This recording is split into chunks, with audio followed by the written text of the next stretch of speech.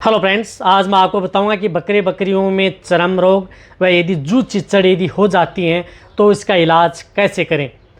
क्योंकि बहुत इस प्रकार के जो भेड़ पालक हैं, बकरियां हैं जो रखते हैं, बकरियां या भेड़ रखते हैं, उनमें बकरियों में सबसे ज़्यादा ये दिक्कत देखने को मिलती है कि उनमें जूं है, चिच्चड़ है, किलनी है, जो कि बकरियों को बहुत ज़्यादा तंग करती हैं। उसके बहुत ही ज़्यादा साइड इफ़ेक्ट बकरियों में देखने को भी मिलते हैं। जब यदि एक्सटर्नल पैरासाइट या चर्म रोग यदि बकरियों में होता है तो बकरियों को आप नहीं तो जितना भी कुछ खिलाते पिलाते हैं उतना शरीर पर लग नहीं पाता है।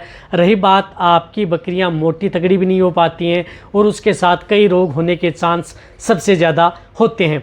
तो इसके लिए क्या करना चाहिए, क्या देना चाहिए, आज की वीडियो के अंदर सही सटीक जानकारी के साथ दी जाएगी। तो जितने जो भेड़ पालक या बकरी पालक के चैनल से जुड़े हैं तो पहले आप इस चैनल को सब्सक्राइब कर लें, साथ में बेल आइकन और ऑल वाला ऑप्शन दबाएं, क्योंकि इस चैनल पर पता है कि आपको सही जानकारी के साथ वीडियो दी जाती हैं। देखो, जूं चिंचड़ क्या करती हैं कि बकरियों में जो एक्सटर्नल पैरासाइट होते हैं वह बकरियों का खून पी लेती हैं। तो इससे क्या होता है कि बकरियों में बहुत ही ज़्यादा जितना भी यदि आप अच्छा पौष्टिक आहार देते हैं, दाना मिश्रण देते हैं, मिनरल्स देते हैं, विटामिन देते हैं, तो आपकी बकरियों में उतना रिजल्ट नहीं मिल पाता है। कई बार तो जो टिक माइट्स हैं बहुत ही बारीक बारीक से रहते हैं, दिखाई नहीं देते हैं, लाइक किल्स हैं वो।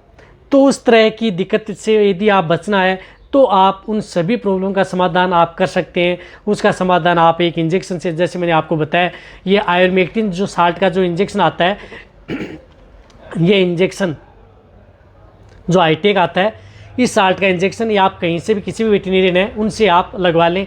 जिन भेड़ बकरियों का वजन 30 kg से ज़्यादा है तो आप इसे 1 ml या कम है तो ½ ml सबकट इंजेक्शन उनको लगा देना चाहिए। लेकिन कई बार क्या दिक्कत होती है कि कई बार ये इंजेक्शन लगाने के बाद में भी बकरियों में जो जूं चिंचड़ हैं वह वापस उसको शरीर पर लग जाती हैं। एक बार तो चली जाती हैं लेकिन वापस लग जाती हैं।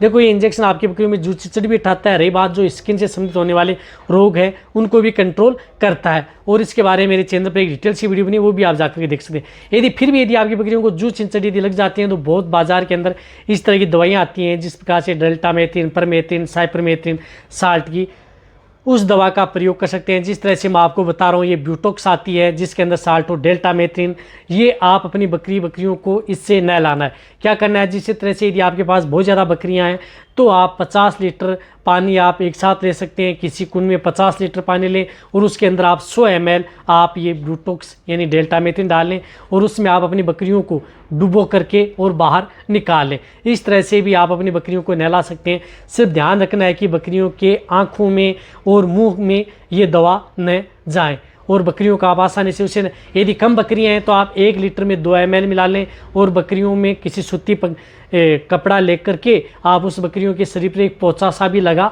सकते हैं। इससे भी आपकी बकरियों की जूं चिंचड़ जड़ जाती है। और जहाँ पर भी यदि आप अपनी बकरियां रखते हैं उस स्थान पर तो आप इसका छिड़काव कर दें। वहाँ पर आपको छिड़काव कितना करना है, 1 लीटर के अंदर आप 3 से 4 या 5 ml आपको डाल लेनी है, और वहाँ पर जहाँ पर भी आप रखते हैं वहाँ पर इसका छिड़काव कर देना। वहाँ से उसकी मिट्टी को उठा देना है, नई मिट्टी का आपको प्रयोग करना है, लेकिन इसका छिड़काव ज़रूर कर देना है यदि आप परमानेंट करना चाहते हैं तो।